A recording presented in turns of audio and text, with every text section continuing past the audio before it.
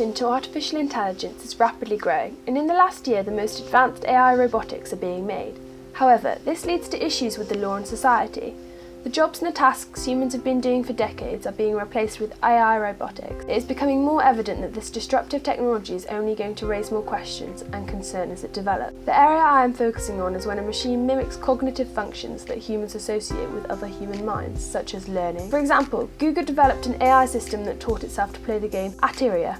After doing so, it beat some of the world's best players. In 2013, AI robots reached the same level of intelligence as a 4-year-old, and it is thought that by 2029, AI robots will have the same intelligence level as an adult. These developments of neural networks raise important questions, such as, are we looking at a future which turns towards cyborg beings? Social impacts of AI are the replacement of humans in industry due to them removing human error. In the USA, more than 307,000 auto manufacturing jobs have been lost since 2000. The issue of ethics regarding the development of AI robots is controversial, with some people's beliefs that AI robots may project our own social prejudice and bias. I believe the solution to this is with any new code created is within the laws in place, which ensures it is checked for any bias or common prejudice. An example of this is the racist bias within the American justice system, where people's past prejudice is still embedded in the algorithm. The most recent development in AI robotics I find most interesting and controversial is that Saudi Arabia has become the first country to give a robot citizenship.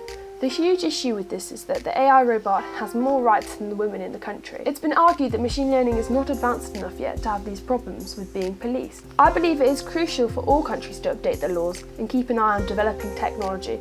Otherwise, the law will always find itself behind technology. Believe it or not, crimes have already been committed by AI robots. For example, an automated shopping robot purchased several items off the black market before being arrested by Swiss police.